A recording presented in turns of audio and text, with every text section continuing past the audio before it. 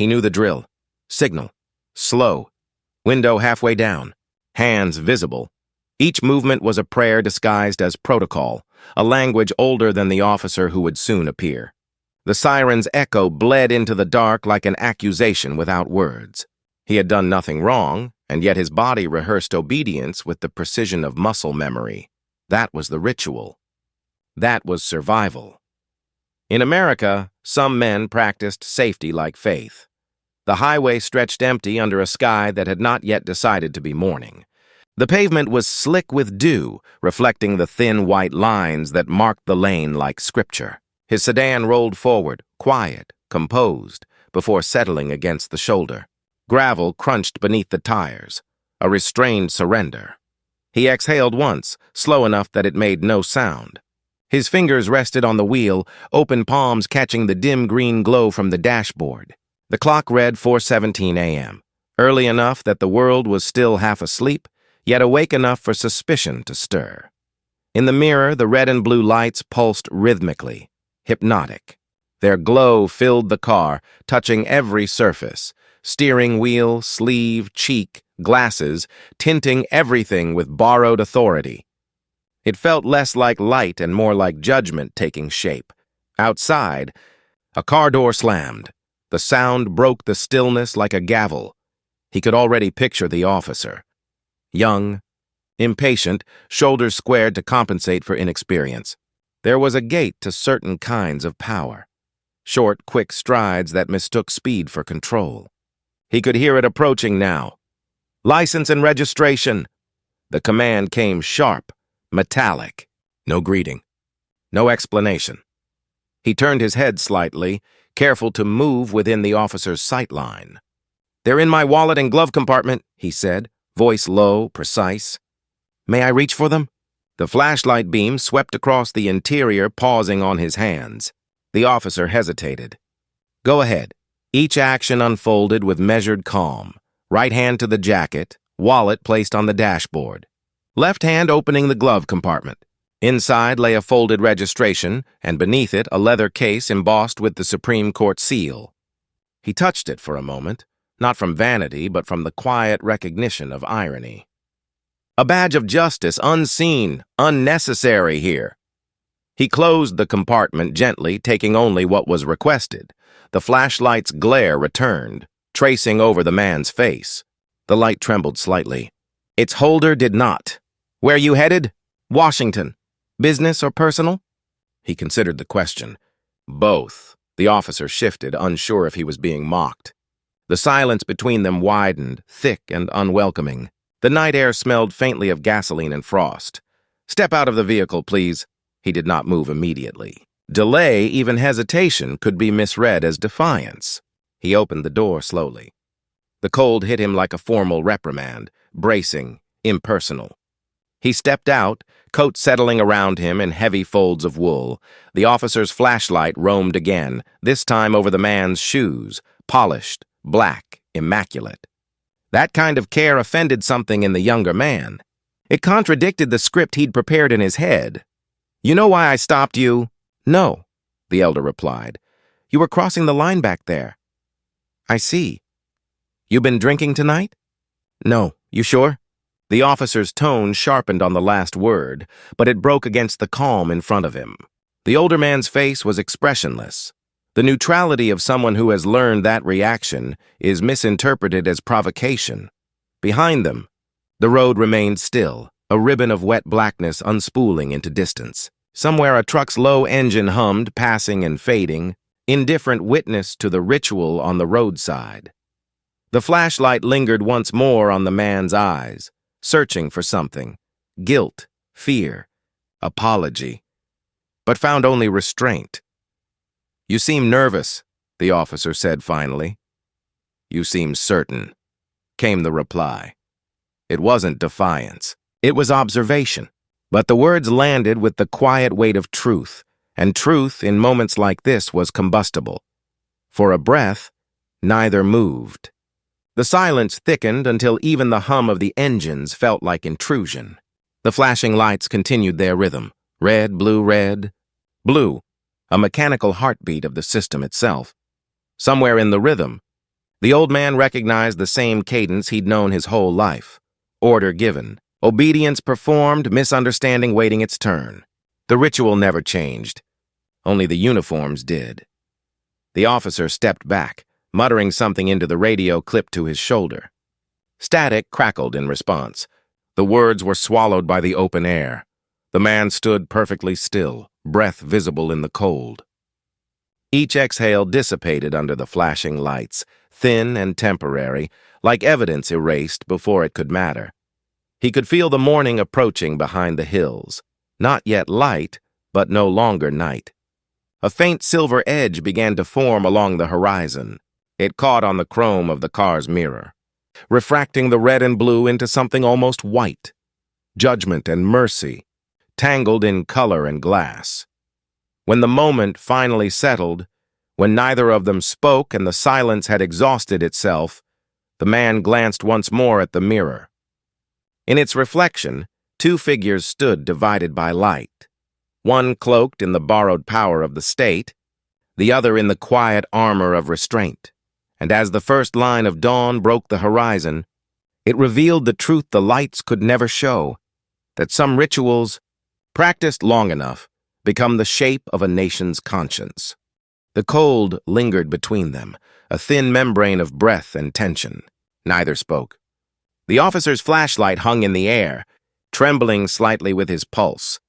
"License and registration," he repeated, softer now, but only just. The older man turned toward the car, each motion deliberate enough to be seen, understood, and survived. His fingers brushed the door handle. The interior light came on, dim yellow spilling across the leather seats, washing the silence and domestic familiarity that didn't belong here. He reached across the seat for the wallet he had placed earlier on the dashboard. The motion was careful, almost studied, as though he were performing surgery under observation. The wallet opened with a muted snap. Inside, folded bills, an old photograph of his wife taken decades ago. She was smiling then, sunlight on her shoulder, and two cards. One bore his driver's license, the other carried a golden seal set into dark leather. The seal gleamed faintly under the light. The Supreme Court of the United States. An emblem of ultimate judgment. Unrecognized in this moment, unneeded, uninvited. He hesitated, thumb resting on it, as if considering whether to let the truth out. The leather was smooth, warm from his hand, familiar.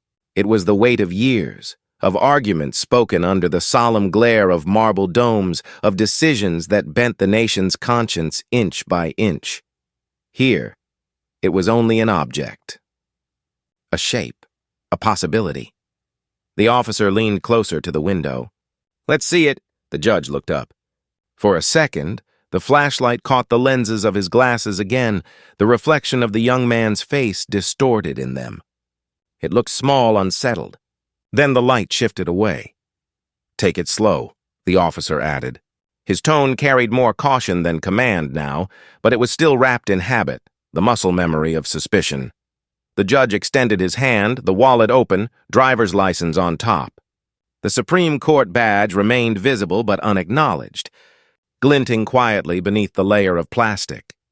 The officer took the license and stepped back, eyes darting between the card and the man who handed it over.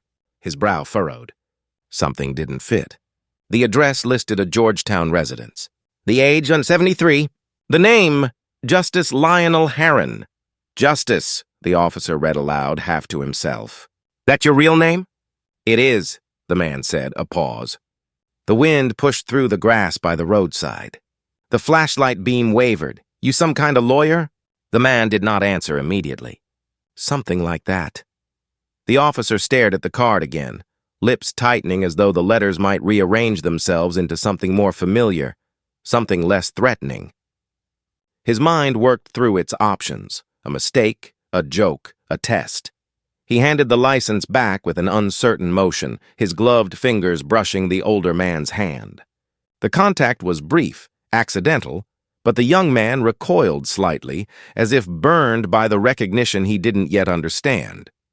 "Wait here," he said, stepping back toward his cruiser. The command was reflex, a default response to confusion.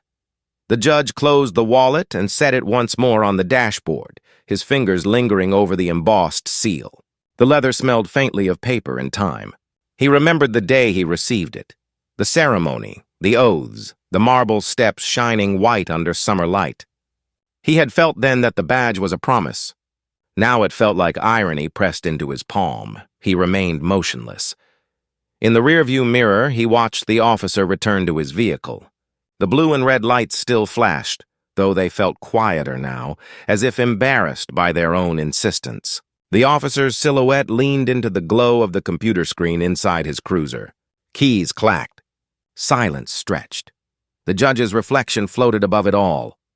A man surrounded by symbols of power, none of which recognized him. He thought about how many times he had presided over cases involving traffic stops, unlawful searches, excessive force, phrases that had turned flesh into language. He had written opinions meant to protect men like himself from moments like this. And still here he was, performing the ritual he thought he had legislated away. His phone buzzed in the console. He ignored it. The screen dimmed again, returning him to the steady rhythm of the flashing lights. 10 minutes passed. Then 15. The kind of waiting that wasn't just waiting. It was suspension, interrogation by delay. The system communicating through silence. Finally, the officer stepped out of the cruiser and approached again. His stride was slower this time, his shoulders less certain. He leaned in slightly, holding the license up. "You said your name's Justice Harron?" "That's correct." The flashlight trembled once more. "You're, with the court?" The old man's eyes lifted to meet his. "I am the court." The words were quiet, matter-of-fact. They carried no pride, no anger, only the fatigue of truth stated too late.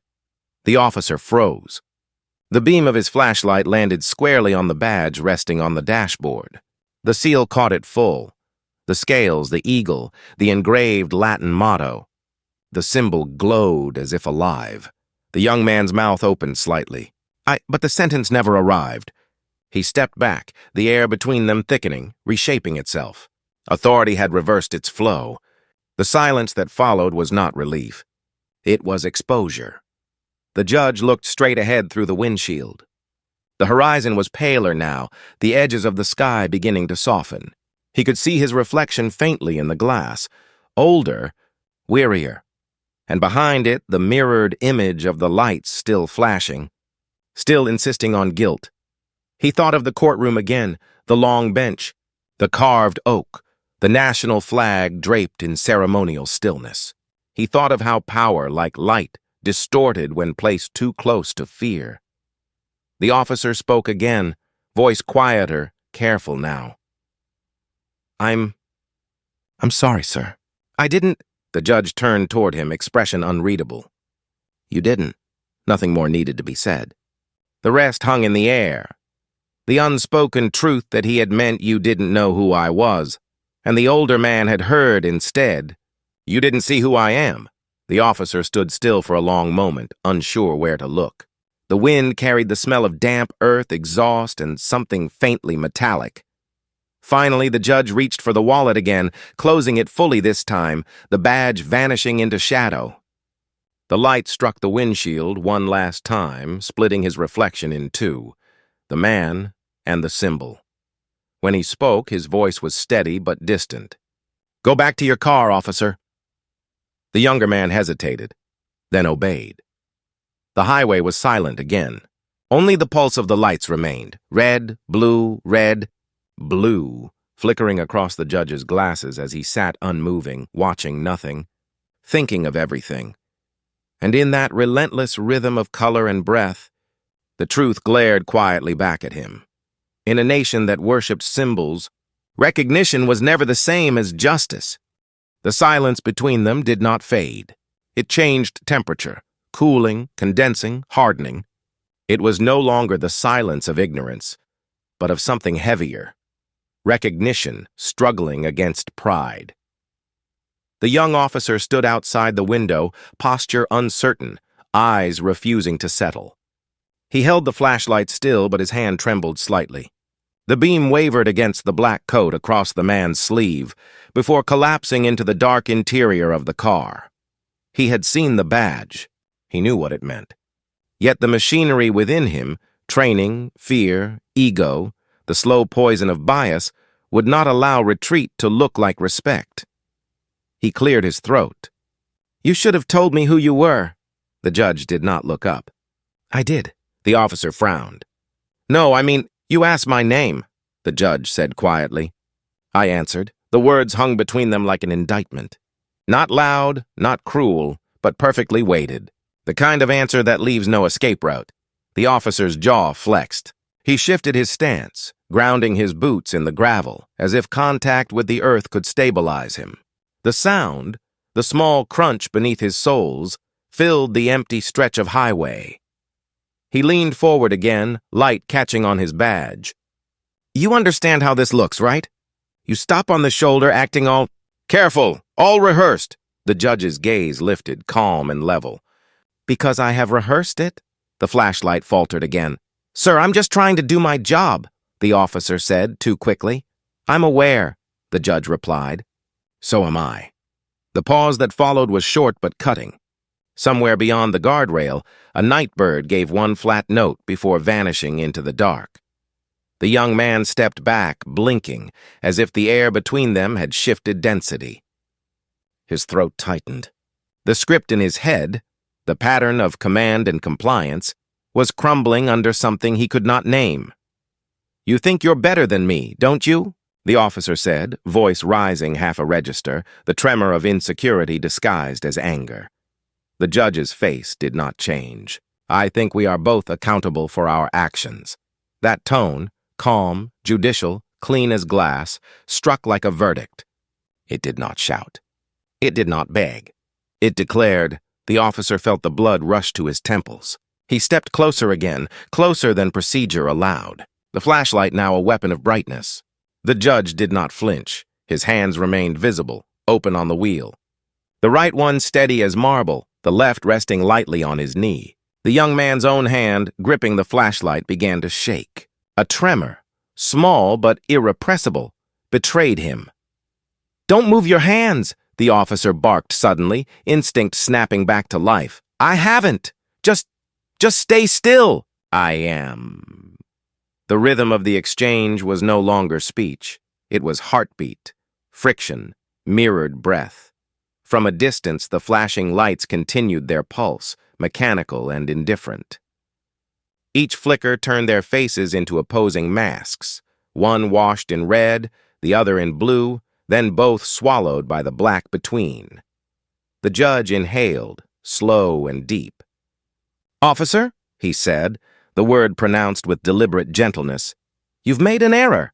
It can be corrected." The officer's breath caught. "What error?" "You mistook fear for control." For a moment, even the highway seemed to stop moving. The lights froze in their rotation, the air dense enough to hold its own breath. Then the officer's radio crackled, a burst of static that shattered the pause. He turned sharply, grateful for the sound, for any interruption. His voice into the mic was clipped, rushed.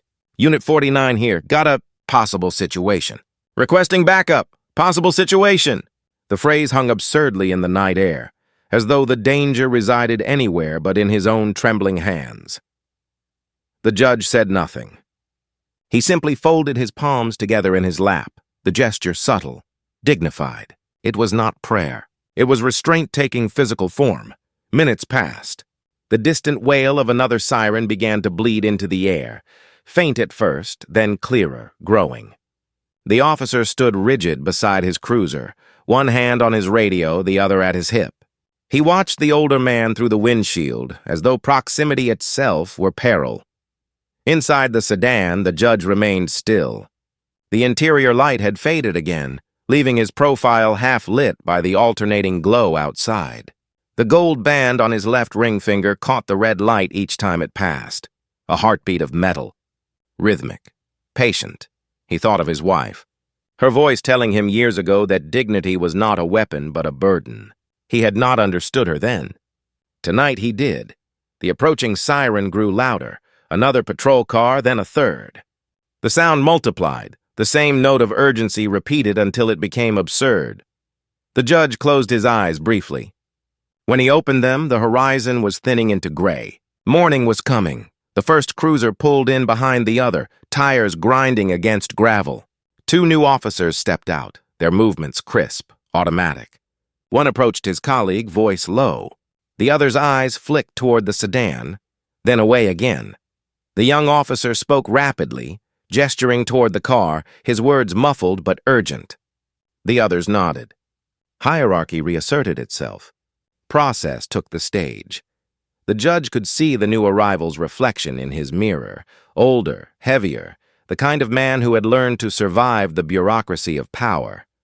He watched the younger one gesture toward the car, and in that flurry of movement, he saw the entire cycle at work, suspicion feeding confusion, confusion feeding fear, fear feeding protocol. He rolled down the window another inch. The cold air entered again, sharp and clean. His voice, when it came, was almost serene. "Officer," he called quietly. The young man turned. "What?" "You've called witnesses to your mistake. It was not cruelty. It was clarity."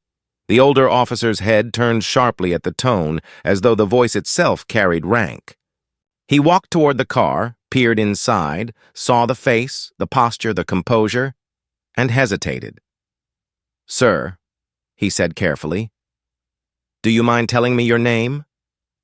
The man met his gaze. Justice Lionel Harron.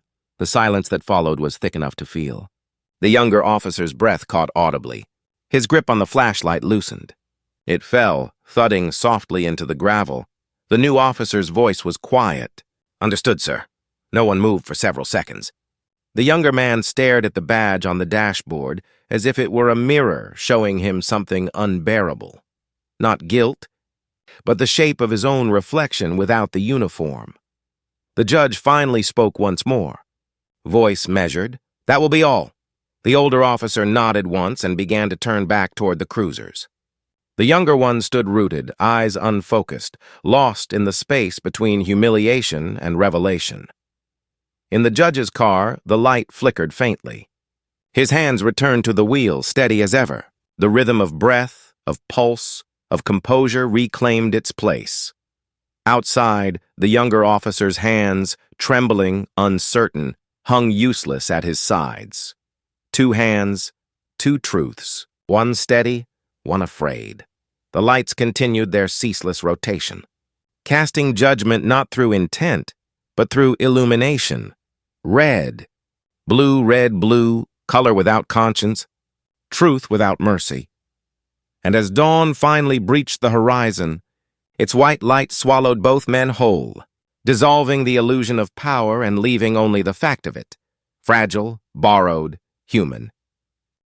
The sound arrived before the men did, a layered hum of engines, radios, and intention. It rolled over the asphalt like a tide that refused to break, a promise of order that already felt like chaos. When the first set of headlights cut through the dawn haze, the old man's reflection fractured once more across the windshield. 3 cruisers now, 4 silhouettes stepping into the cold, each one deliberate, each one wearing the same face, procedure. The officer who had stopped him first stood apart, no longer certain of his own ground. He spoke quickly to the newcomers, gesturing toward the sedan, his words spilling out in short, defensive bursts. The others listened without expression. Their eyes did not follow his hands. They were fixed on the car. A command came, level and practiced. "Driver, step out of the vehicle." The voice was male, steady, devoid of curiosity. It was not a request. It was the system speaking through a man. The judge did not move at once. He turned his head slightly, feeling the faint ache in his neck, the echo of long hours bent over books, over decisions. Then he reached for the door handle, slow, visible, deliberate. The click of the latch sounded louder than it should have. Metal on metal, opening the thin line between private restraint and public exposure. He stepped out. The air bit immediately, sharp, unfiltered November cold. His coat caught the wind as he straightened, heavy black wool shifting against his frame. It was the kind of coat men once wore to courtrooms and funerals, to places where words carried the weight of law or loss. Tonight it carried both. "Hands where I can see them," one officer called. They were already visible. Still, the judge lifted them a fraction higher, palms outward. a gesture older than justice itself. His breath fogged in the morning air. The mist hung briefly between him and the officers, a fragile veil that the wind soon tore apart. They formed a half-circle now, 5 men, 5 sets of eyes, all waiting for an excuse to turn uncertainty into command.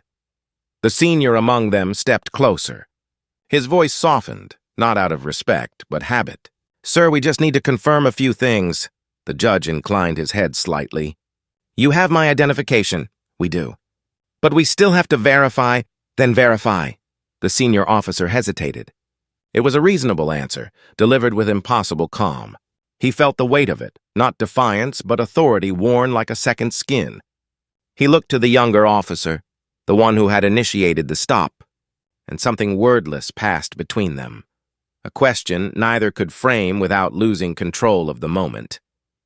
The judge's coat caught the red-blue light again, alternating hues like a shifting verdict.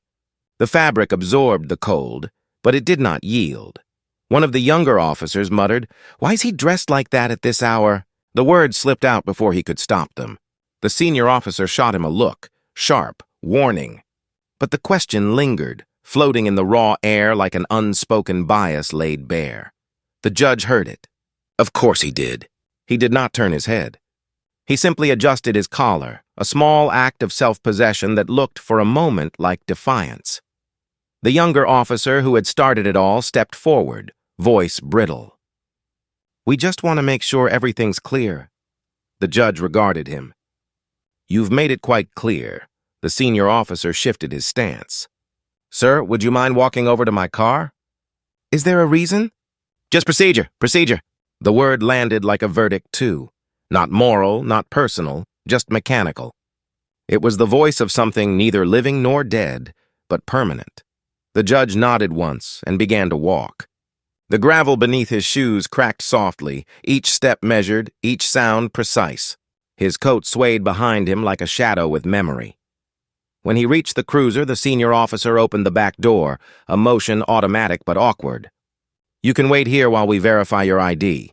The judge's eyes flicked briefly to the open door, the cage-like interior, the molded plastic seat meant for containment, not comfort. Then back to the man. "I will stand," he said simply. The officer hesitated. "It's cold. I'm aware."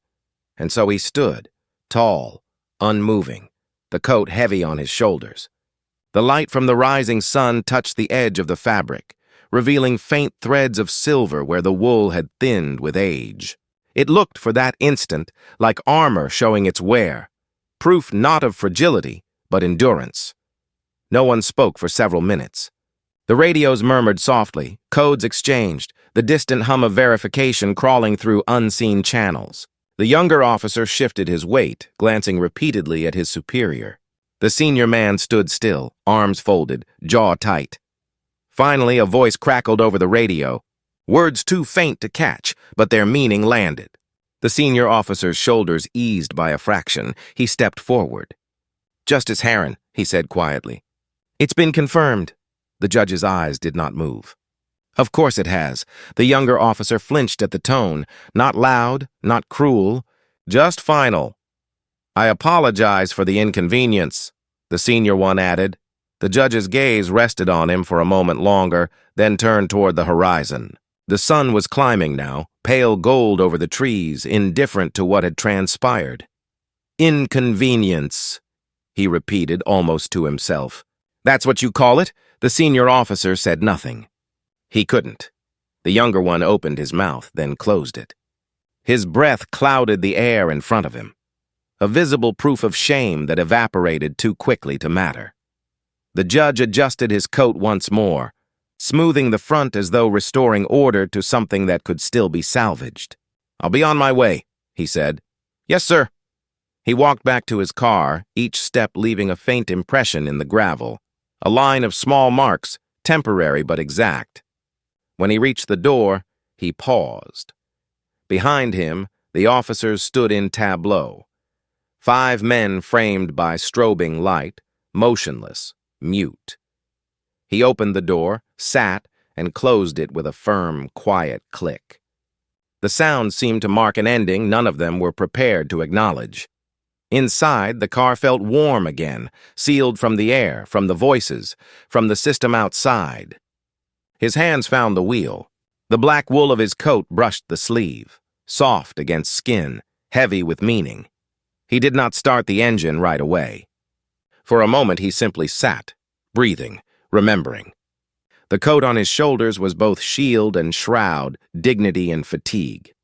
It carried the scent of cold air and the echo of unspoken words. When the car finally moved, it did so slowly, smooth, precise, deliberate. The flashing lights dimmed behind him, shrinking until they became indistinct, like the afterimage of a dream one tries not to remember. The highway opened ahead, wide and empty. The sun climbed higher, washing the asphalt in thin, indifferent light. Behind him, the system returned to its rhythm. Reports filed, radios cleared, the morning shift resuming its order. The silence that followed was not peace. It was the sound of everything returning to normal, and normal, he knew, was the most dangerous word of all. The command came softly, almost politely, the kind of tone that pretends to offer choice. "Sir, we'll need to take a look inside your vehicle." No accusation. No reason offered. Just the phrase, hollow and procedural, spoken into the space between duty and abuse. The judge's eyes lifted, the faintest movement of disbelief registering in the corner of his gaze. "Even now?" he asked. "Just to be thorough," the senior officer said. "Thorough. A word so clean it almost gleamed. A word that hid the violence of presumption." The judge nodded once, slow, controlled. "Do what you must." He stepped aside, boots settling into the gravel, his coat folding neatly at his sides. Hands visible, chin raised. The posture of a man too familiar with indignity to be surprised by its persistence. The officers moved in like surgeons, efficient, unfeeling, masked in professionalism. One opened the driver's door. Another circled the rear, gloved hands pulling at seams and handles, at locks designed for privacy but powerless against permission already granted. The interior light flicked on again, spilling across the black leather seats. The light was clinical, not illumination, but exposure. One officer opened the center console, rummaging through papers, pens, a single pair of reading glasses folded with mathematical precision. He held them up briefly, then placed them down as if they carried contagion. The judge stood still. The wind caught the edge of his coat again, lifting it slightly before letting it fall. The fabric rippled once, then stilled, the gesture of something enduring weight, not surrendering to it. The younger officer approached the trunk. "Key, please." The judge reached slowly into his pocket, deliberate, visible, and produced the key fob. He placed it in the officer's waiting palm, the exchange quiet and exact, like a ritual neither believed in, but both knew by heart. The trunk opened with a muted hiss. Inside, an umbrella, a briefcase, a folded wool scarf, objects of civility, symbols of order. They looked absurd under the flashlight's scrutiny. "Open the briefcase," the senior officer said. The latch clicked, releasing with the delicate finality of something private being undone. Inside were documents, notes, opinions, drafts of arguments shaped by logic and care. The younger officer flipped through them clumsily, his fingers grazing embossed letterheads that bore the seal of the highest court in the nation. He froze when he saw it, the insignia, the authority it represented. The seal's golden circle seemed to stare back at him. "Sir," he murmured, but the senior officer's hand on his shoulder silenced him. "Finish your search." It was said quietly, but the weight of it was unmistakable. Once procedure began, it had to be completed. Stopping would be admission. The young man obeyed. He closed the briefcase, set it aside, and continued, opening compartments, lifting floor mats, tapping the frame as if listening for deceit. Through it all, the judge did not move. His eyes followed the movements, detached but precise, as though he were presiding over an invisible hearing, one where the evidence was behavior itself. The cold deepened. The first hint of frost gathered at the edges of the grass. The road remained empty, no witnesses but the rising light. When the officer reached the glove compartment, there was a hesitation, a pause too small to notice, too meaningful to ignore. He pressed the latch. It opened easily, empty. The absence spoke louder than any discovery could have. The glove compartment, the small domestic vault where people kept proof of identity, tokens of assurance, held nothing. Not papers, not insurance cards, not even dust, just emptiness, clean and deliberate. The officer stared for a moment longer than he should have. Then he shut it quietly, as though the void itself demanded respect. The judge's gaze did not soften. He looked at that small closed door and saw the reflection of something much larger, the hollow space where trust once lived. The senior officer stepped back. "That'll do," he said finally. The others began to retreat, their movements slowing as the adrenaline ebbed, leaving only procedure's aftertaste, that thin metallic taste of something done not from belief, but from habit. The judge spoke at last. His voice was calm, stripped of emotion. "Did you find what you were looking for?" The senior officer met his eyes for the first time. "No, sir." "Then perhaps next time, you'll consider what it is you seek." The words were simple, but they landed with the weight of judgment, not spoken from anger, but from the stillness of a man who had spent his life defining truth. The senior officer nodded, unable to answer. His gaze drifted to the younger man, whose flashlight was still on, beam trembling across the ground. "Close it up," he said quietly. The younger officer shut the trunk, returned the key fob. His hand brushed the judge's for a fraction of a second, cold skin meeting steady warmth. The contact lingered just long enough to feel human, then broke apart. The judge slipped the key into his pocket, buttoned his coat once more. The gesture was slow, deliberate, restoring form where intrusion had left disorder. The coat fell back into place, a dark curtain closing over the stage. The officers returned to their cars one by one. Radios crackled. Engines restarted. The sound was mechanical, almost merciful, noise to fill the silence they could not bear. When they were gone, the road fell still again. Only the wind remained, soft and low, brushing against the edges of the empty glove compartment that waited behind the closed door.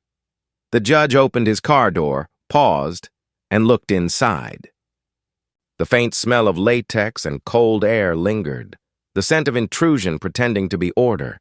He reached out, touched the handle of the glove compartment, and opened it once more. Empty as before, he stared at it, at that small rectangular space, clean, hollow, perfect in its vacancy.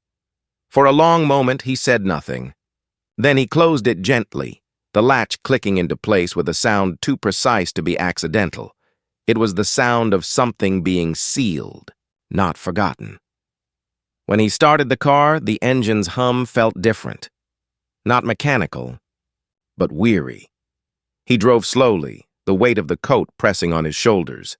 The cold receding behind glass. Ahead, the road stretched unbroken, lined with light just beginning to strengthen. The sky was almost clear. Almost.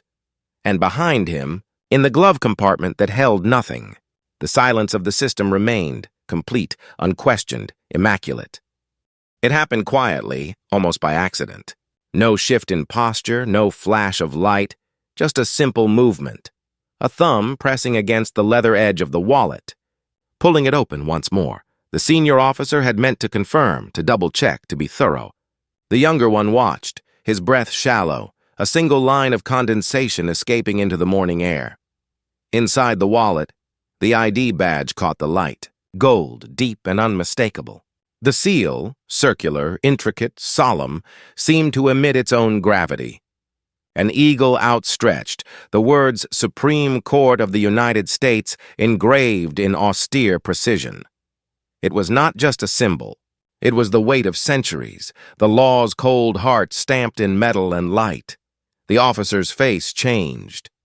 Slowly at first, confusion softening into disbelief, disbelief collapsing into horror. He did not speak. He didn't need to. The silence between the two men said everything.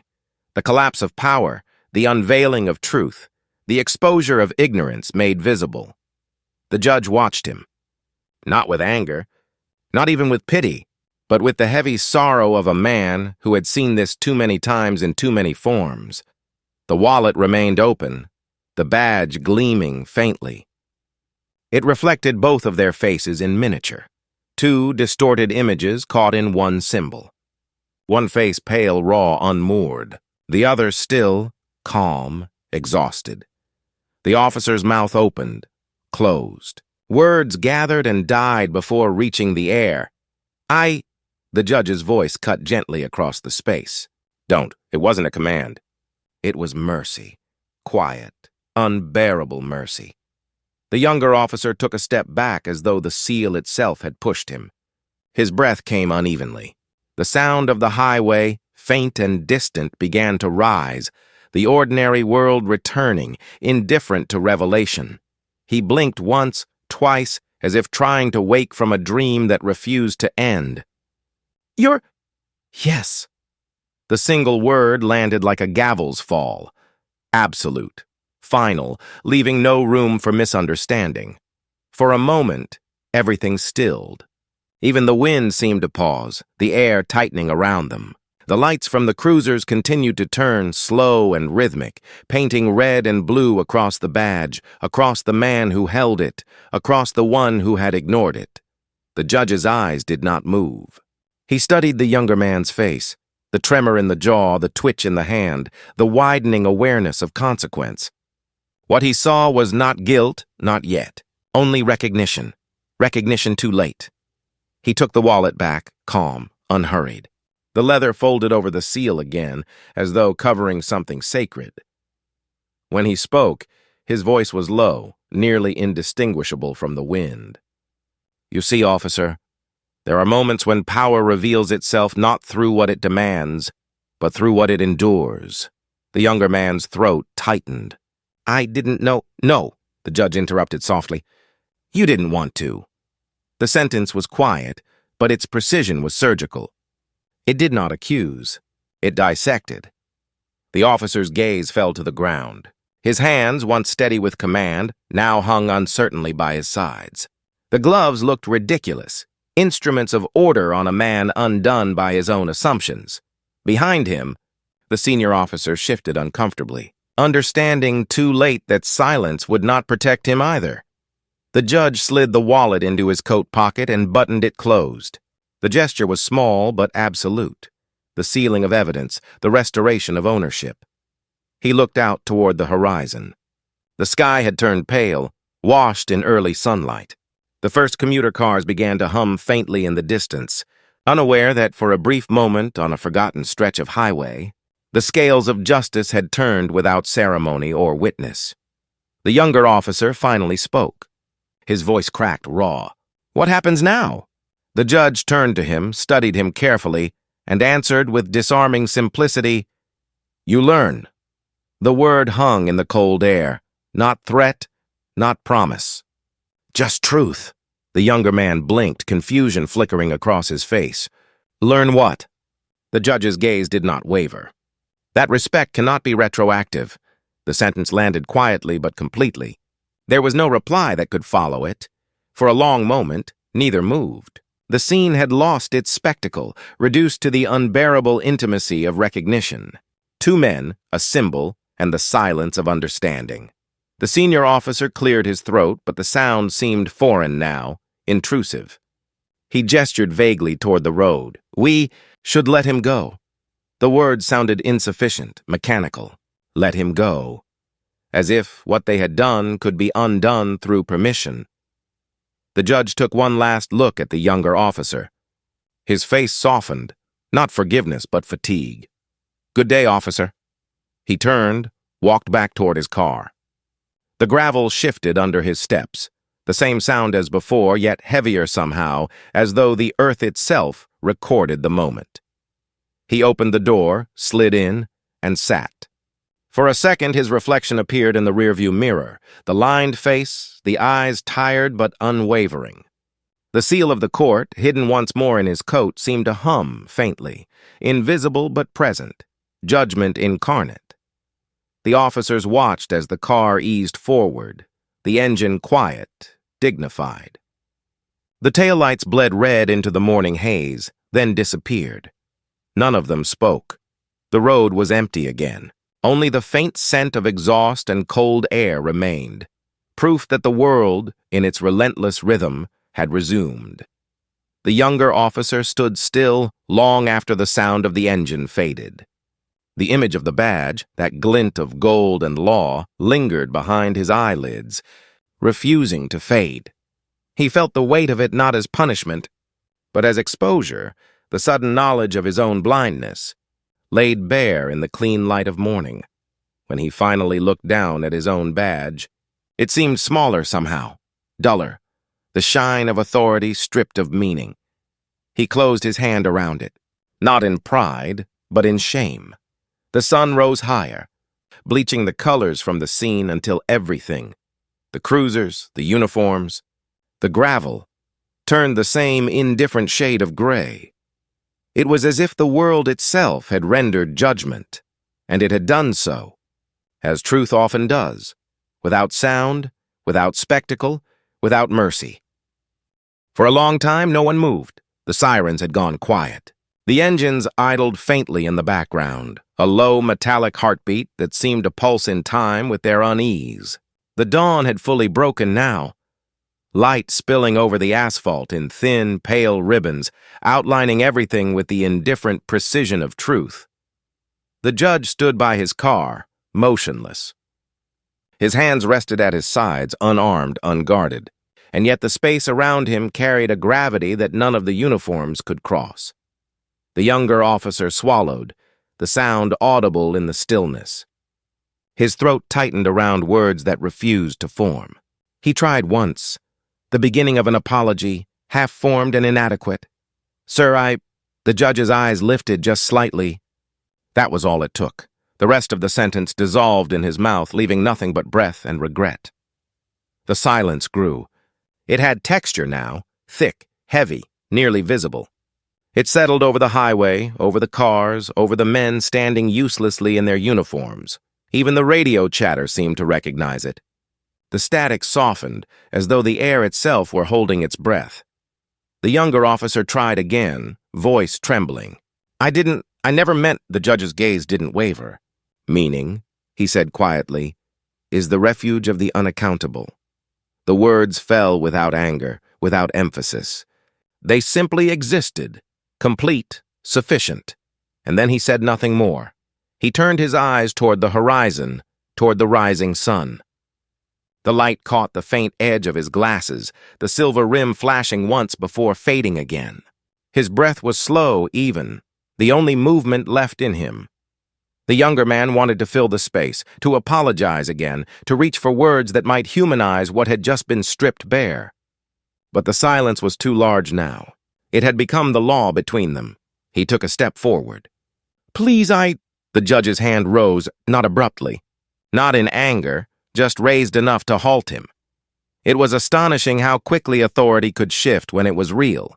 The gesture froze him in place. "Do not speak," the judge said, his tone almost gentle. "You have spoken enough." The officer's mouth closed. His jaw trembled slightly, a visible tremor running through restraint and shame. The silence returned, fuller than before.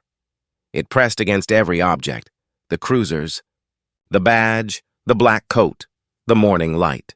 It was no longer the absence of sound. It was presence itself. It demanded endurance. It demanded honesty.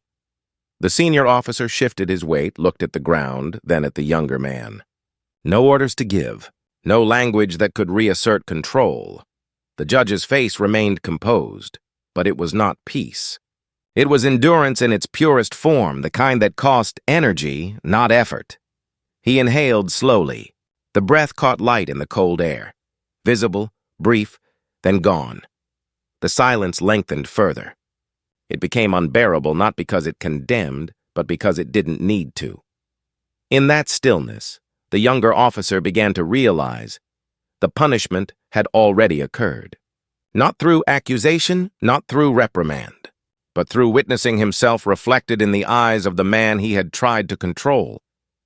That was the revelation's final cruelty, seeing himself clearly and too late. The judge turned back toward his car. Each step was deliberate, soundless on the gravel. The coat brushed lightly against his leg, the faint whisper of fabric the only sound permitted. He opened the door. Before stepping inside, he paused, his profile caught by the white morning light. He spoke one last time, a sentence that sounded less like speech and more like verdict. Silence is not forgiveness. Then he sat, closed the door, and the sound of it, that muted, final click, seemed to echo far longer than it should have. The officers stood in place, unsure whether to move, to speak, to breathe. The younger one's eyes burned. He hadn't realized he'd been holding his breath. When he finally exhaled, it sounded like confession. The judge started the car. The engine's hum returned, calm and contained. The red of the taillights glowed faintly against the pale road. For a moment, the younger officer thought to call out, to beg some acknowledgement, some mercy in human form. But he couldn't. The silence forbade it. The sedan rolled forward, slow, precise, leaving no trace but faint tire marks in the gravel. The air rushed back once it was gone. Sound returned, the low hum of engines, the rustle of wind, a distant bird breaking the spell with its brief, careless cry. But the silence remained within them. It was not erased by motion or sound. It clung. It lived. The younger officer's hands trembled as he unclipped his badge. He turned it over in his palm, the metal cool, lifeless, unreflective. The same object that had once given him certainty now felt foreign, accusatory. He closed his fingers around it until the edges bit into his skin. The senior officer spoke softly. "Let's wrap it up." The word sounded like cowardice. But even cowardice was a kind of mercy, a way to end what could no longer be borne. They returned to their cruisers. Doors shut, engines turned. One by one, the lights dimmed. The blue and red faded from the scene. Soon, only sunlight remained, pale, impartial, merciless. It shone over everything equally, the gravel, the empty road, the spot where the car had been, and in that brightness, the silence found its final form, not as absence, but as record, unwritten, unfiled, but remembered, because sometimes justice does not speak. It waits, and sometimes silence is the sound of judgment completing its work. The road ahead was clean, empty, and mercilessly straight. He drove without hurry, without the need for speed or destination. The car's hum steadied his breathing. The faint vibration beneath the steering wheel was the only rhythm left to measure the moment, mechanical, unfeeling, dependable. The sky was now a pale gray blue, the color of exhaustion more than dawn. The highway stretched forward like a vein through the land, carrying life, but also memory. He did not turn on the radio. The silence in the car was deliberate, sacred. Behind him, the red and blue lights had vanished, swallowed by distance. Yet in the rearview mirror, their ghost still pulsed. Not color anymore, just suggestion. A stain left on the air, invisible but ineradicable. He adjusted the mirror slightly. His reflection appeared, framed by that narrow rectangle. Eyes steady, jaw tight, the faint tremor of fatigue passing over his mouth like an afterthought. The mirror caught not only his face, but also the hollow, space behind him, a corridor of asphalt that felt longer than time itself. History followed him there. He remembered other stops, other nights. The first one, decades ago when he was barely 30. A young lawyer with too much faith and not enough armor. He remembered the flashlight in his eyes, the suspicion that came before any question. He remembered the officer's voice, casual and cutting, the way authority was used like breath, constant, effortless, unexamined, and then another memory, a different decade, different badge, same tone. The humiliation quiet but precise, the request to step out, to open the trunk, to explain himself. Always the same choreography, the same cold ritual of verification. He had thought that time, education, power, the robe, the seal, might have built a barrier high enough to protect him. But power, he realized long ago, does not erase perception. It only delays its reach. The car moved smoothly through the morning light. He glanced again at the rearview mirror. The reflection shifted. His own eyes, yes, but behind them something deeper, something spectral. The mirror was small, but in it, the past unfolded endlessly. He remembered his father's hands, dark, worn, deliberate, teaching him how to hold a steering wheel, how to move with dignity in a world that did not always see it. "Keep your hands where they can see them," his father had said, voice low, as though speaking to both fear and faith. That lesson had not aged. He exhaled slowly. The sound filled the car, a single human note inside a machine built for motion, not emotion. The judge reached for the small compartment beside him, the one the officer had searched, emptied, violated. He opened it again. It was spotless now, hollow, but the emptiness felt heavier than before. An empty glove compartment, a monument to distrust. He closed it softly. The repetition of sound, the click, echoed the earlier one, when the door had closed on that roadside, a sound that marked separation, the end of one kind of moment, the beginning of another. He realized then that silence had followed him into the car, not the silence of fear this time, but the silence of recognition. He had seen once again what this country does not wish to see. A man's worth can shift with the turn of a siren. Dignity can be detained without charge. And justice, the very thing he served, could be both weapon and wound. He drove on. The landscape began to change, the highway giving way to the faint outlines of the city in the distance. Gray towers rising from the morning haze, civilization returning like a verdict. For a moment he thought of turning off the road, taking another route, longer, quieter, nameless. But duty, like gravity, has its pull. He would return. He always did. The court awaited. The robe, the seal, the illusion of authority.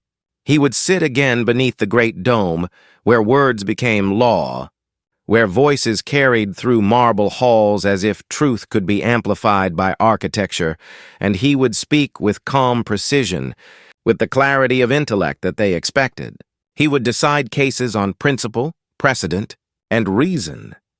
But beneath the black robe, beneath the white shirt and the steady voice, this morning would still exist, hidden, unspoken, a private verdict delivered by the world to one of its own judges. He looked again at the mirror. The road behind him was smaller now, almost abstract, a narrow line between the shoulders of the earth. Yet it stayed visible, persistent. Memory never receded fully. It only found new angles. He adjusted the mirror once more, lowering it slightly, as if refusing to let the past dominate the frame. Still, his reflection remained there, composed but not untouched. He whispered something, barely audible. Not prayer, not anger. Something closer to a promise. Never forget. The words disappeared into the hum of the engine. The highway widened. Morning traffic joined him. Commuters, delivery trucks, anonymous motion. Life continuing, indifferent to revelation. He blended into it easily. Another vehicle among thousands. His car, his posture, his silence all immaculate. The image of control restored. But inside, the repetition began again. Signal, slow, window halfway down. Hands visible. The choreography of survival replaying in his muscles, his breath, his bones. He wondered how many more times it would return, this ritual.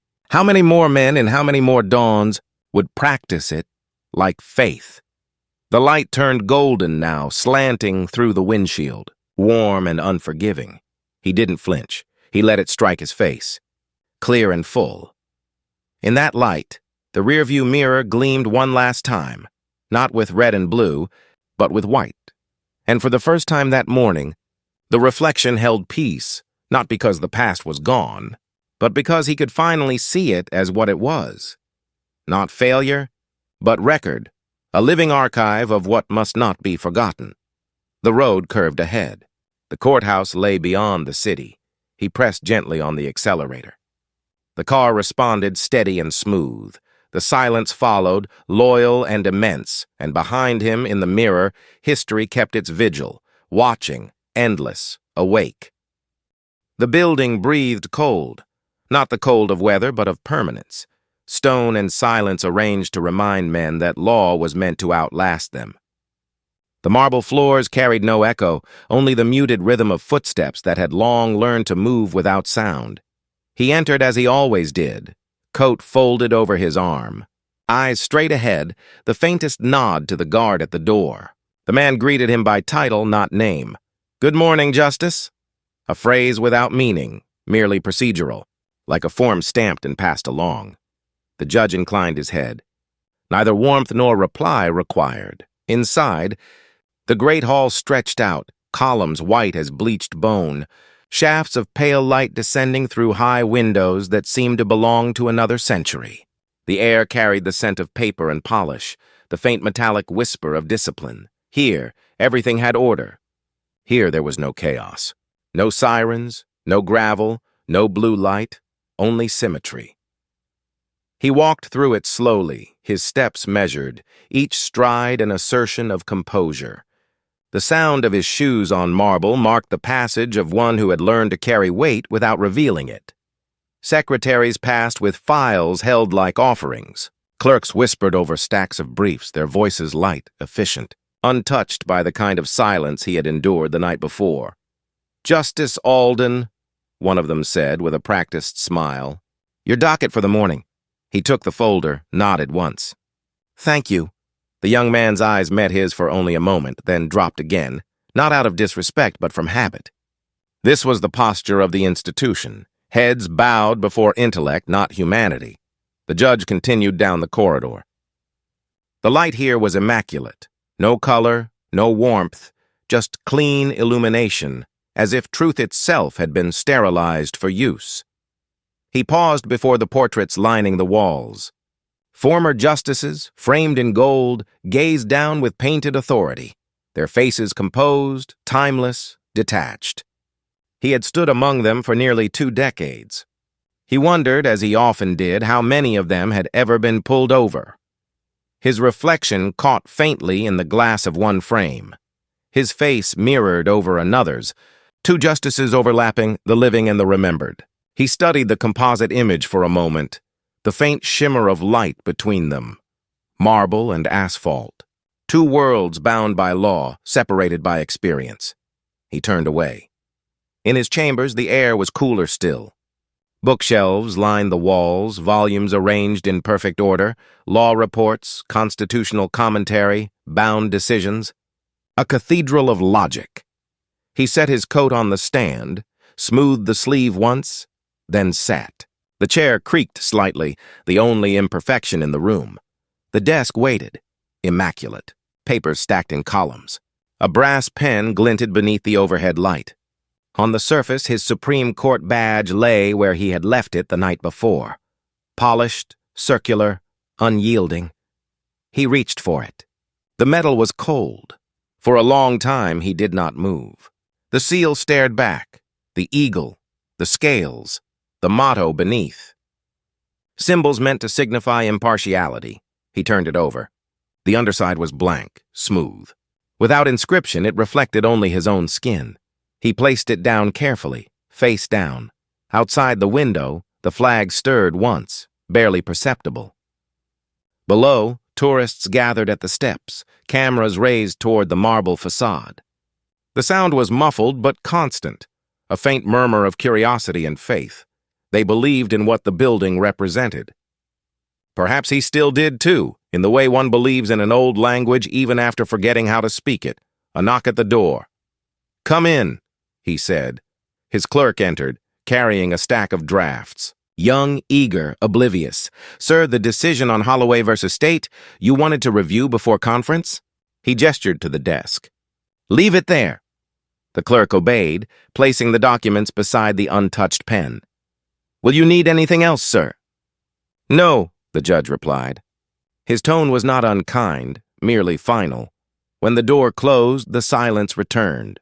Crisp, symmetrical, heavy with thought. He opened the first page. The words were precise, measured, confident. They dealt in reason, precedent, principle, all the tools of civilization. But as he read, he could feel the dissonance between what law declared and what life delivered.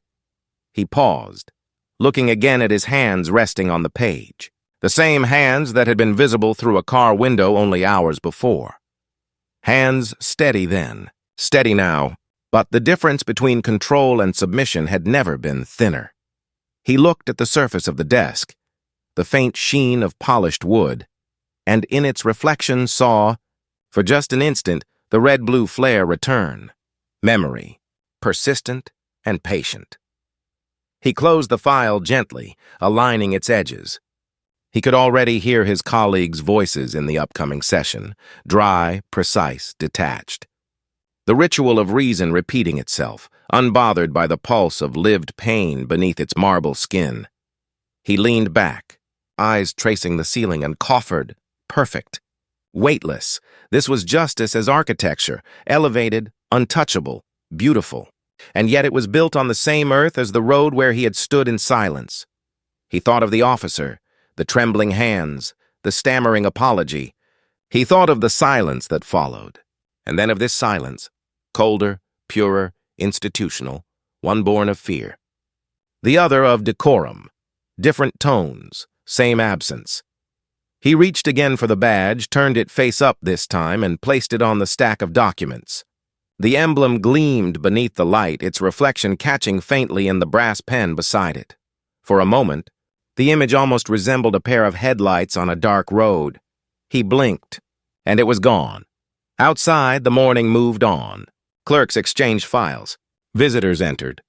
The machinery of justice continued. Indifferent, immaculate. He sat in stillness, surrounded by marble, by order, by all that men had built to escape the rawness of truth. But somewhere, beneath the polished calm, he could still hear the echo of the officer's voice, unsure, defensive, human, and beneath that, deeper still, the sound of his own breath in the cold air, the sound of restraint, the sound of survival. He closed his eyes. Marble and asphalt, both real, both enduring. One built to uphold the law, the other to test it, and between them stood the man, still learning how to live in both. The day advanced as though nothing beneath the marble surface had shifted. Arguments echoed through the chambers, measured and precise. Lawyers trading logic in voices that mistook certainty for truth. The court's rituals unfolded with their usual symmetry, papers exchanged, clerks passing silently between desks, the slow choreography of order preserved. But in his chambers, Justice Alden did not move. He sat behind the oak desk, posture straight, eyes steady on the window where sunlight fell in a hard white square across the floor. The clock on the wall ticked without hurry, its sound soft, deliberate, like a metronome for restraint. His right hand rested beside a legal brief, but he had not turned the page for some time. The ink of his pen had dried mid-sentence, a single word unfinished. Whereas, a conjunction waiting for justification, there was a soft knock. Yes. The door opened, and a young clerk stepped in. A black man, early 30s perhaps, neatly dressed, his tie still slightly off-center, a detail the judge noticed but did not correct. The clerk carried a small stack of memoranda, though the way he held them suggested purpose beyond paperwork. "Sir," he said quietly, "I have the preliminary notes for Holloway versus State. Would you like to review now?" The judge gestured to the desk. "Leave them there." The clerk obeyed, placing the pages neatly beside the unfinished sentence. But he did not step back immediately. He lingered, hands clasped lightly before him, gaze lowered in that respectful way one learns in old institutions. Deferent, careful, yet perceptive. For a moment, neither spoke. The silence was not uncomfortable, only exact. The judge broke it first. "You've been with us how long now?" "8 months, sir." He nodded slowly, eyes still on the papers. "Long enough to know the rhythm." "Yes, sir." He capped the pen. The sound was small, final. "Tell me," the judge said, "what do you make of this case?" The clerk hesitated. His answer would be recorded nowhere, but the walls of this place taught caution as instinct. He chose carefully. It's a test of procedure, sir. But it feels, he paused, heavier than that. The judge looked up at him then, directly. The young man's voice had trembled not with fear, but with recognition. Go on, Alden said. The clerk took a slow breath. Sometimes the law sounds clean on paper.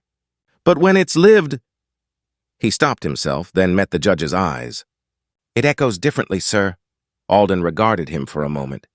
The faint hum of the air vent filled the silence between them. You've heard the echo yourself? The question was gentle, but it landed with weight. The clerk's jaw tightened. He nodded once. Yes, sir. More than once. Neither elaborated. They didn't need to. The acknowledgement itself was enough. A quiet bridge built from experience too familiar to require description. The judge leaned back slightly.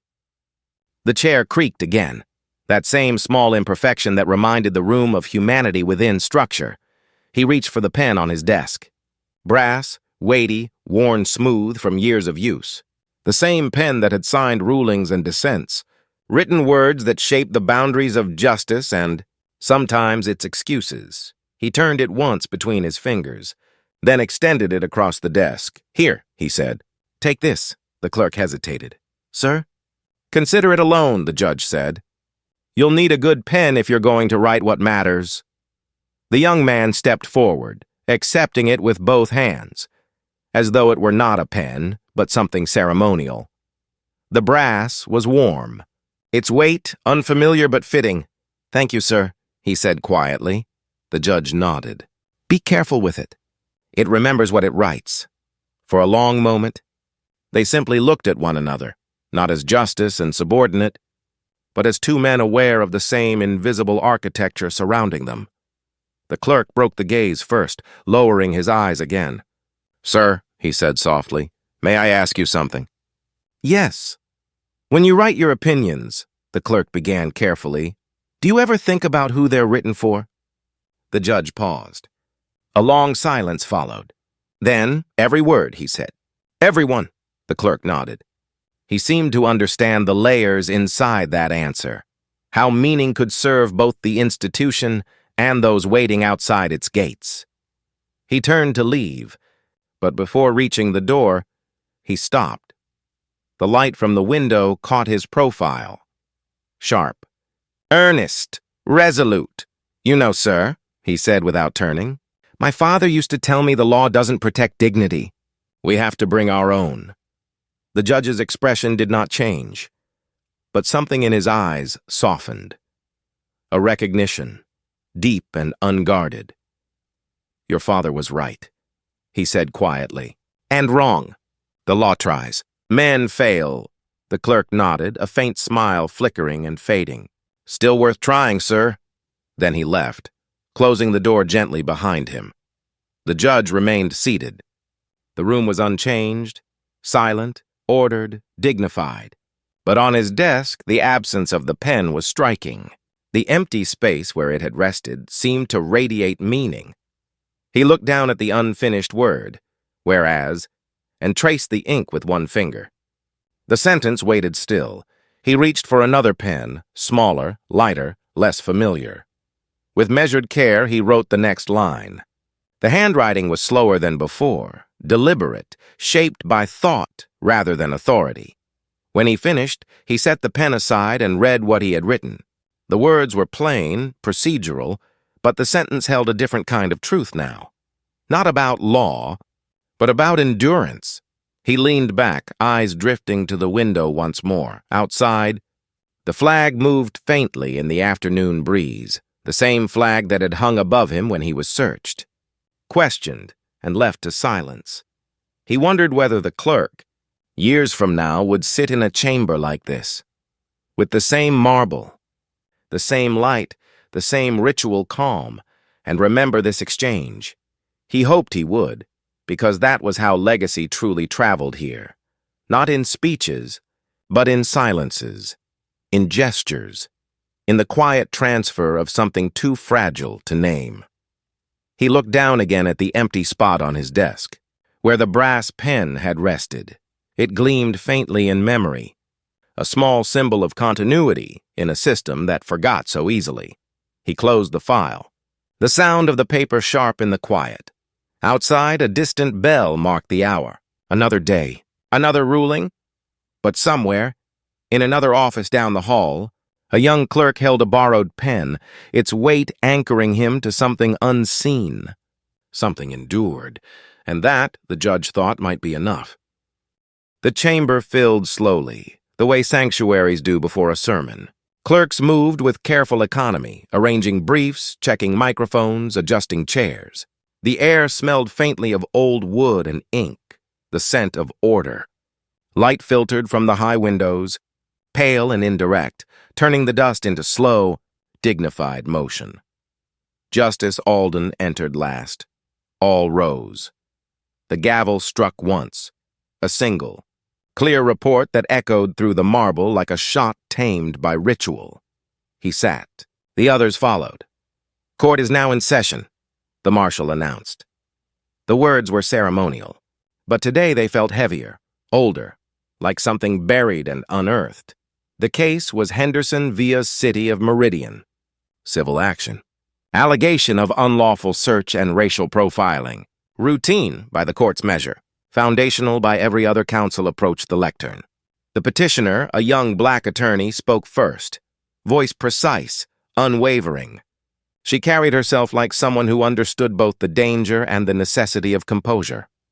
"Your Honors," she began, "this case concerns not a single incident, but a pattern of behavior normalized under the color of authority."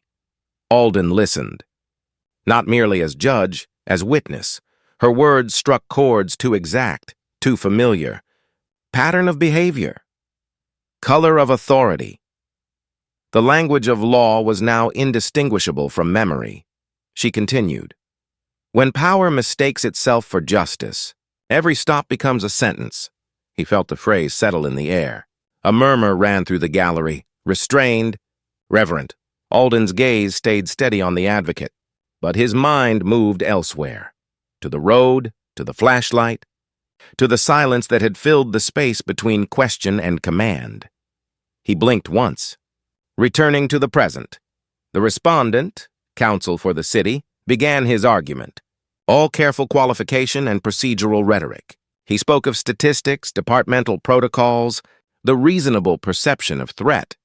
His tone was respectful, confident, insulated. The officer's judgment, he said, must be understood within the pressures of duty. Alden's fingers tightened slightly on the arm of his chair. The phrase pressures of duty hung like smoke. He thought of the trembling hand on the gun, the uncertainty mistaken for courage. He said nothing. Judges rarely do. The questioning began. Justice Morales leaned forward. "Counsel," she said evenly, "does the city contend that a mistaken perception is not a violation of rights?" The lawyer hesitated. Not if the officer's belief was objectively reasonable. The phrase codified in precedent passed easily across the room. Objectively reasonable. Alden could almost hear its echo on that dark road. "I thought you were reaching for something." He shifted slightly in his seat, the robe's folds catching faintly against his wrist. When his turn came, his voice was quiet, deliberate. "Counsel," he said, "do you believe reason can exist without recognition?" The lawyer blinked. "I'm not sure I understand, Your Honor." Alden's tone did not change. "If one fails to see the humanity of the person before them, is their reason intact?" The courtroom held still. The lawyer cleared his throat. "The standard, Your Honor, is objective, not subjective." Alden nodded slowly. "Indeed." He let the word sit, neutral on its face, but weighted beneath. The arguments continued. Questions passed among the bench like stones rolled by steady hands. Each word measured, each response contained. The ritual of justice performing itself with the poise of centuries. But inside that marble calm, Alden felt the pulse of something raw, insistent. He heard again the silence after the stop, the officer's stammering apology, the cold morning air pressing against his skin. Now, those memories stood trial, disguised as legal principles, buried beneath precedent. He looked down at his notes. Beneath the case name, in small, controlled handwriting, he had written one line before the session began. Law remembers only what is recorded. He underlined it once. The petitioner concluded her argument with restraint that bordered on grace. "We ask this court to remember that procedure cannot replace perception," she said, "and that rights, when violated quietly, are still violated." Her voice lingered even after she stepped back. The room waited for the next sound. Alden looked toward the clerk's bench. "Rebuttal time expired," he said softly. The marshal nodded.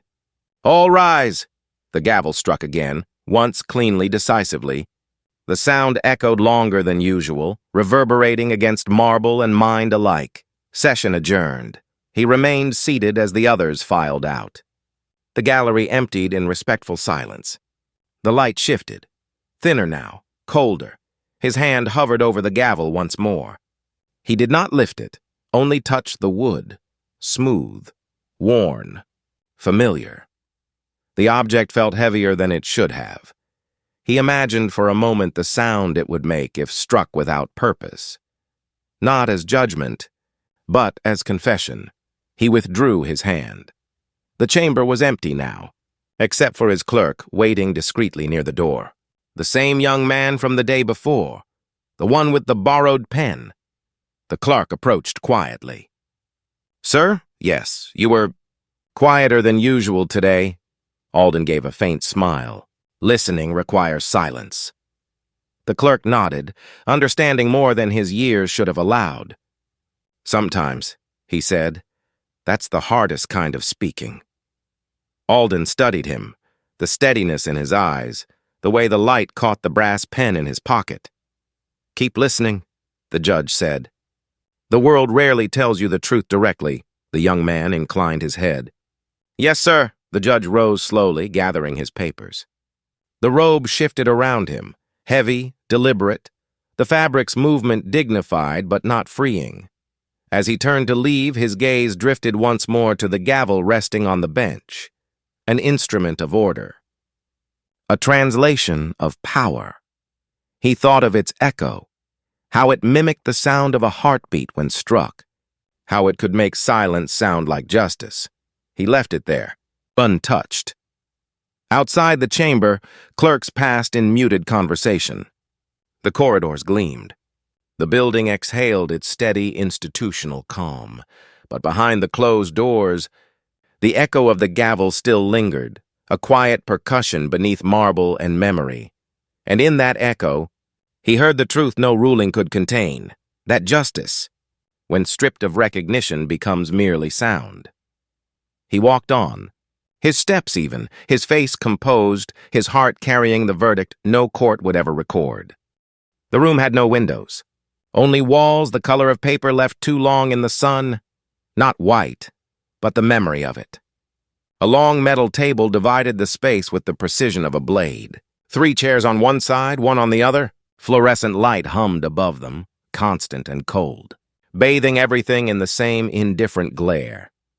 Officer Grant sat alone. His badge was gone, sealed in a clear evidence envelope somewhere down the hall. His gun, too.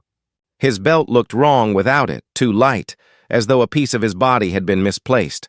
Across the table lay a stack of papers, each stamped Internal Affairs Review. They smelled faintly of toner and disinfectant. He didn't look at them.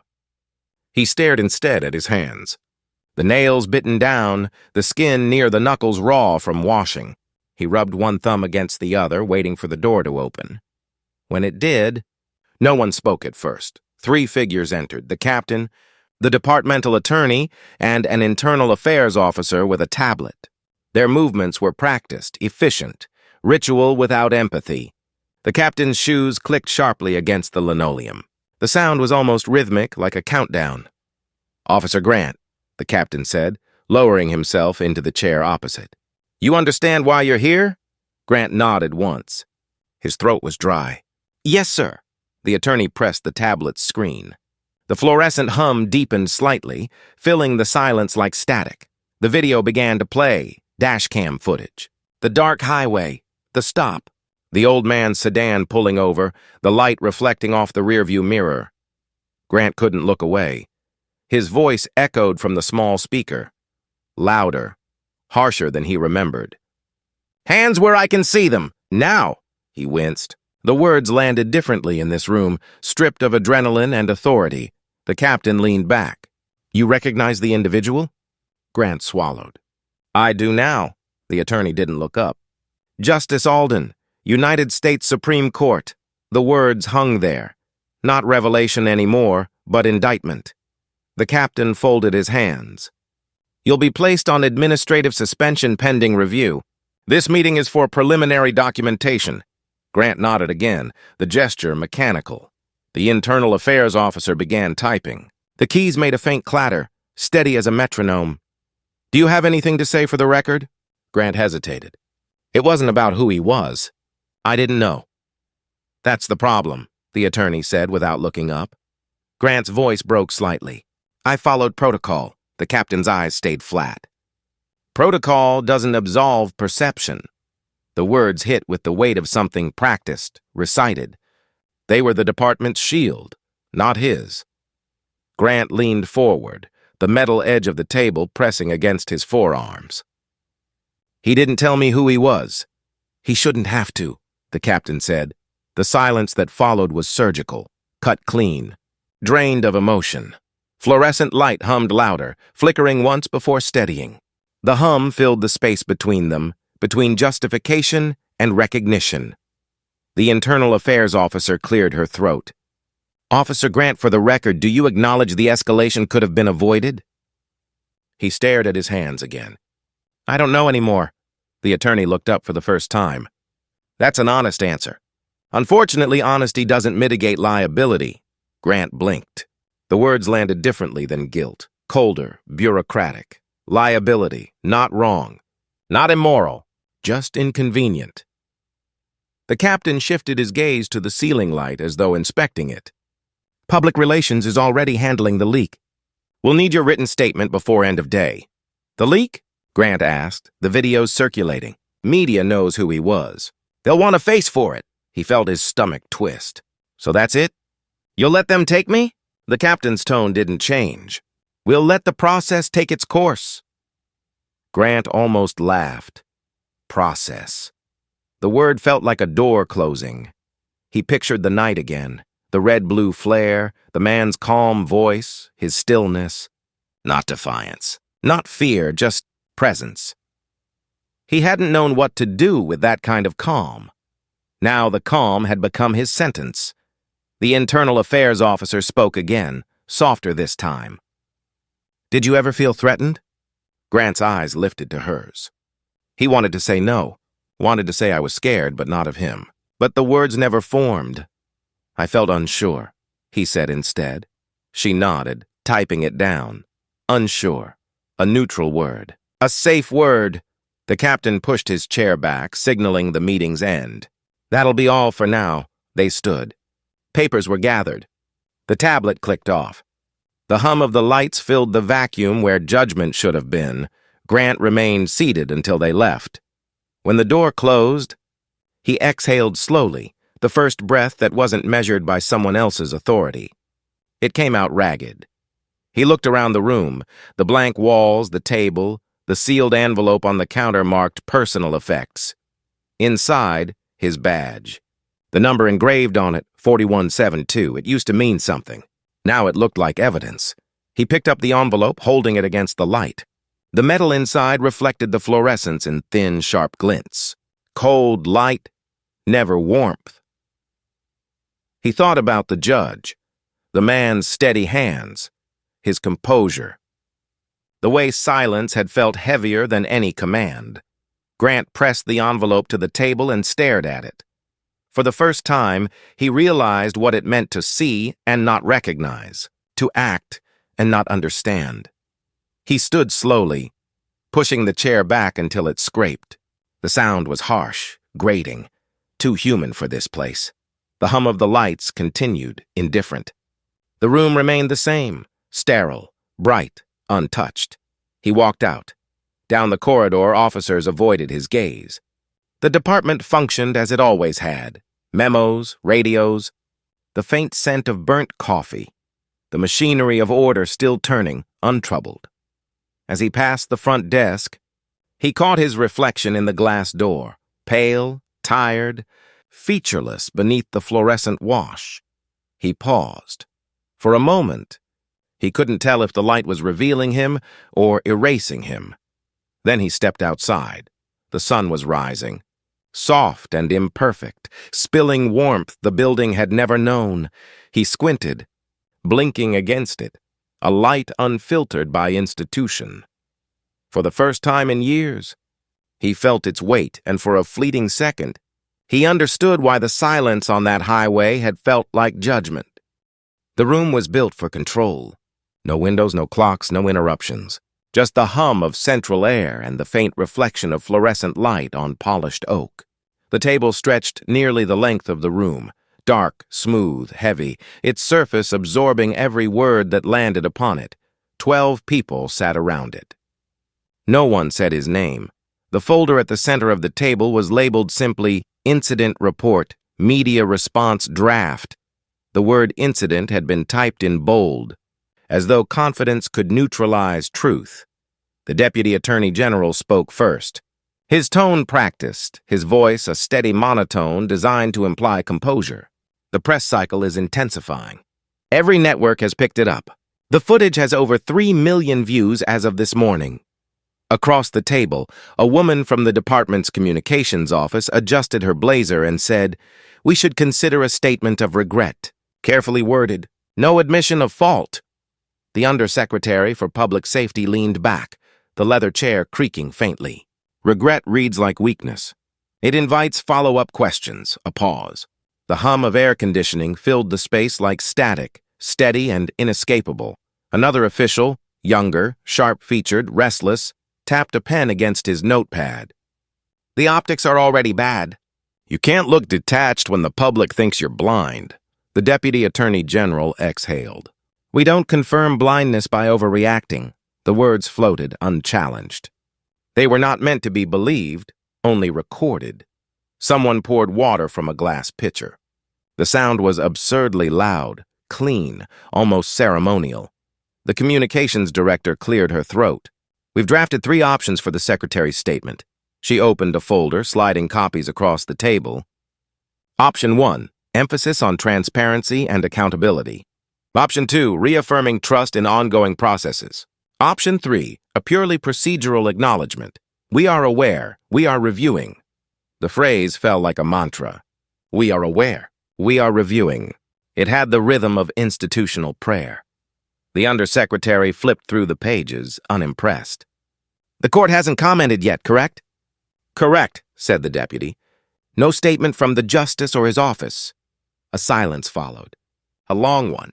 "The kind that ripens into avoidance. He's not pressing charges?" "No." "Then we stay quiet," the Undersecretary said.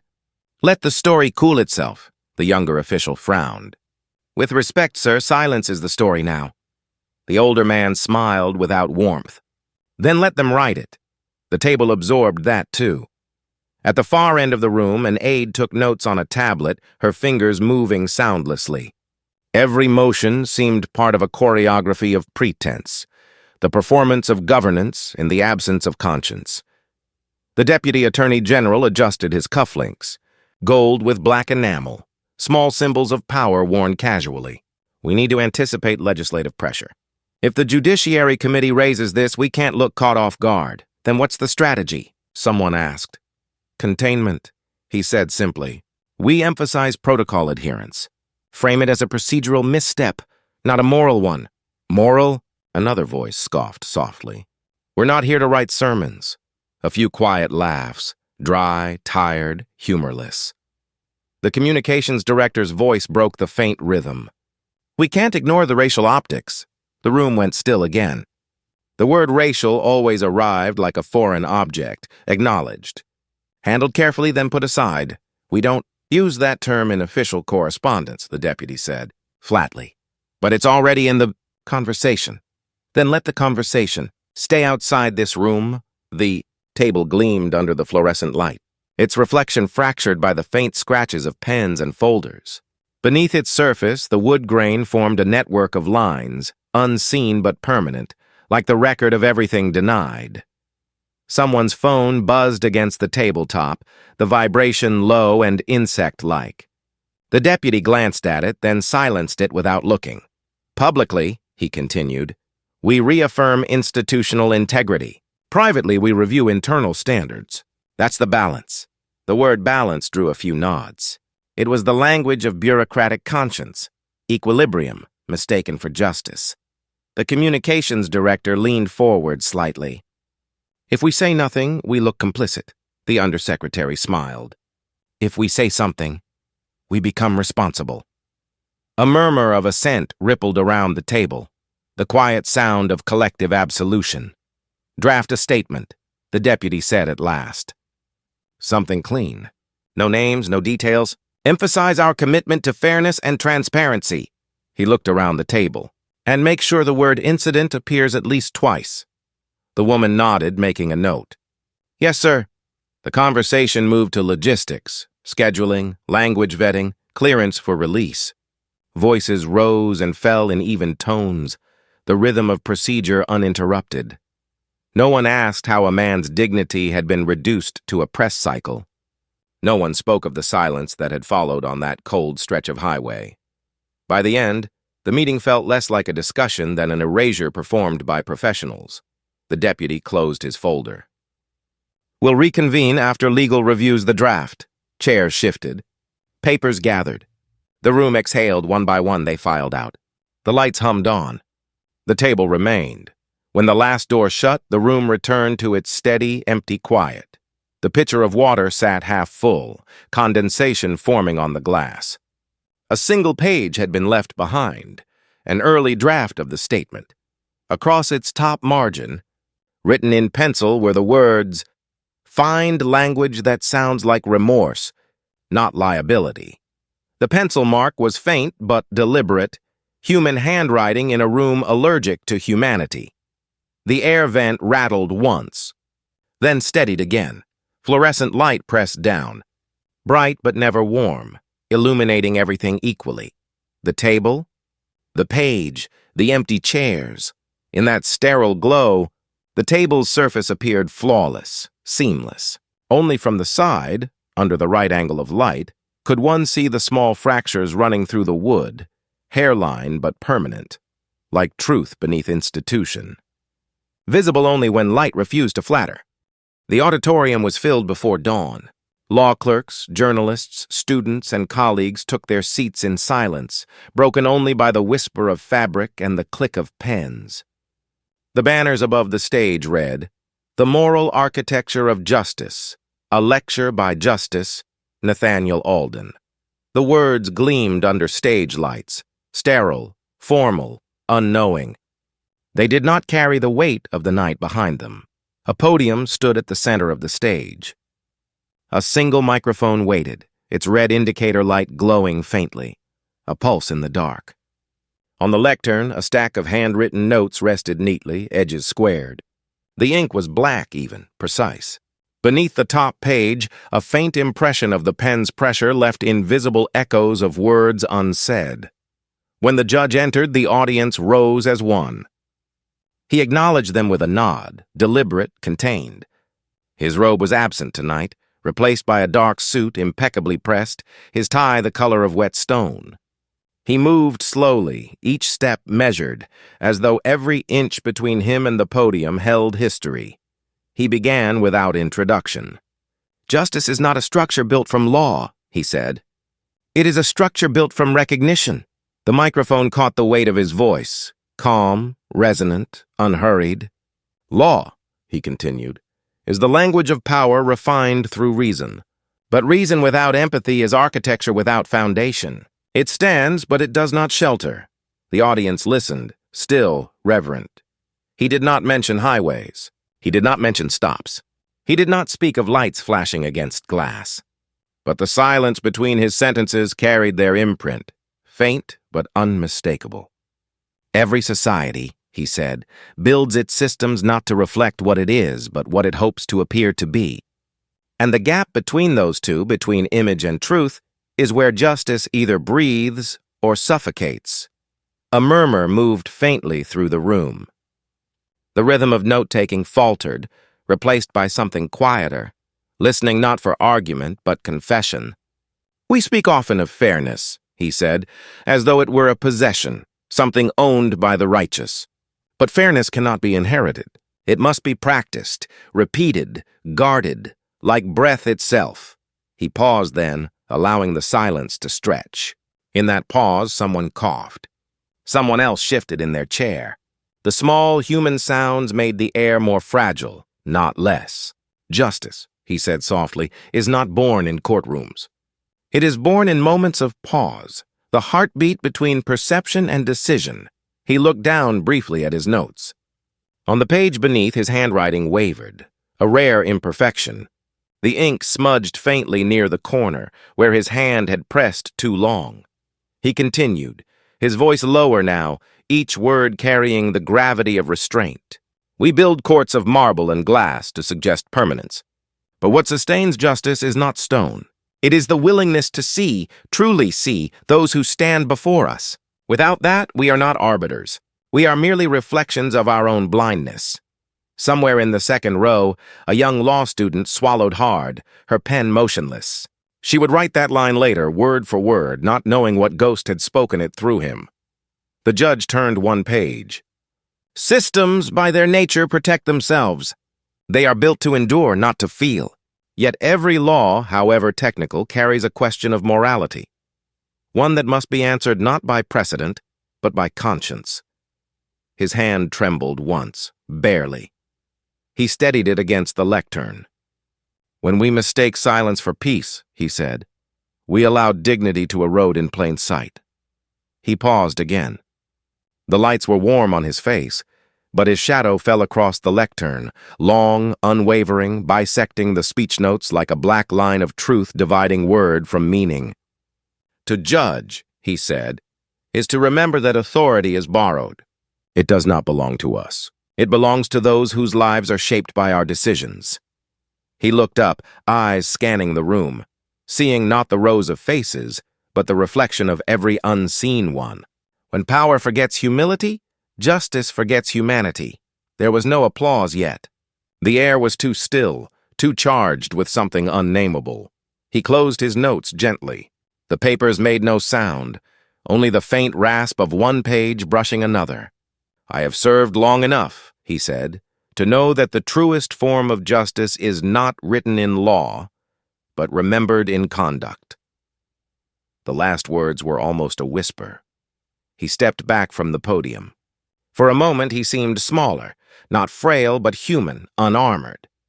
The stage lights caught his glasses, reflecting not glare but fire, a flicker of something still alive behind composure.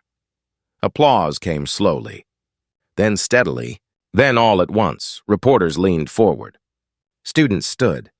Clerks clapped with hands that trembled, but his eyes were far away. He gathered his papers, precise, careful, ritualistic. Each page stacked atop the next, aligning the corners. As he turned to leave, a single sheet slipped slightly from his grasp. He caught it reflexively, but in that instant, the underside of the paper flashed toward the light, faint indentations visible where words had once been written and later erased. They were unreadable from the audience. But he knew them.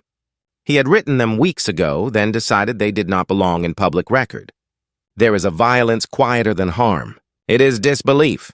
He placed the sheet back into order. Leaving the stage, he did not look back. The applause still filled the room, echoing against walls meant for reverence. Outside, the evening air was colder than before. The light from the auditorium's glass facade spilled onto the stone steps, diffused, trembling. He paused there, the notes in hand. Behind him, through the glass, he could see the empty podium, its microphone light still blinking red, a pulse without a body. He stood a moment longer, then turned toward the dark street, where headlights passed in slow rhythm, white and red, like memory repeating itself. The sound of applause faded behind him, replaced by the low murmur of the city.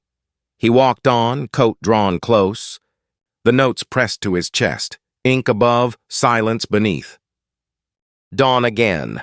The same light that once broke over a single empty road now stretches across a continent. It slides through the blinds of police stations onto briefing rooms where coffee cools beside untouched reports.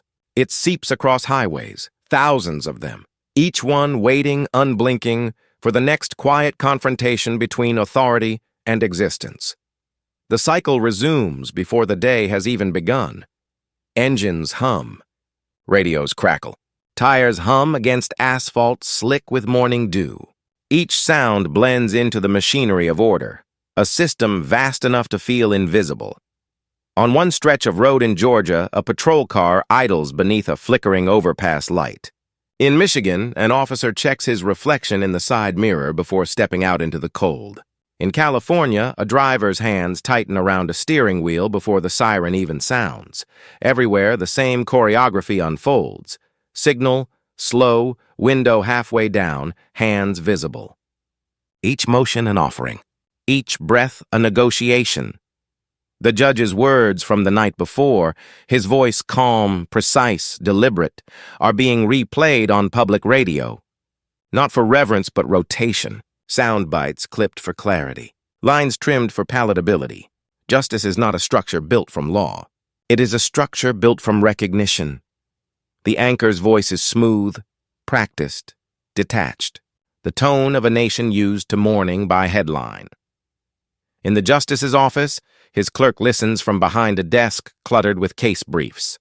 The broadcast feels both near and distant, as if the judge's voice were echoing from inside the marble walls themselves.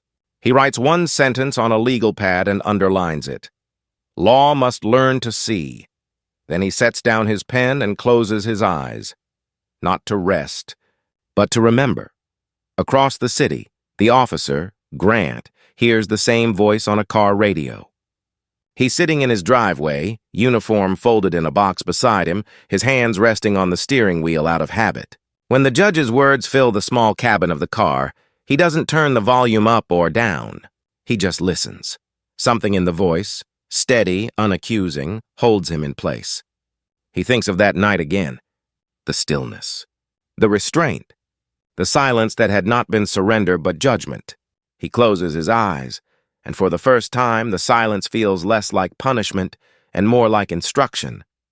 The sun climbs higher. The nation moves. In government offices, statements are issued. In universities, essays are written. On social media, opinions fracture into noise. Yet beneath the static, something quieter stirs.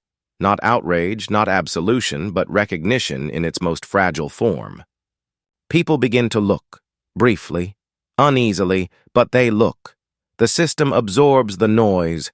It always does. Yet small fissures form beneath its polished surface. Review boards open investigations that will lead nowhere definitive. Police academies rewrite training manuals in language careful enough to offend no one. Committees convene, adjourn, and reconvene. The machinery hums on, adjusting just enough to survive. But outside that machinery, the light keeps moving, spilling across the roads, the glass facades, the faces of those still unseen. Night falls. Another patrol. Another car pulled to the side. Another exchange begins. Blue and red lights flare against the black. Colors that once marked safety now recast as warning. The lights flash across asphalt, trees, faces, across 1,000 miles of repeating history. From above, it would look almost beautiful, a constellation of authority and fear. Somewhere in that scattered glow, the echo of the judge's final words lingers. Justice must learn to see. The line passes from one car radio to another, caught between frequencies, clear for a moment, then swallowed by static. In a newsroom, an editor watches the clip again, the judge at the podium, steady under light. She pauses the video and studies his expression. Not anger, not sorrow, something quieter.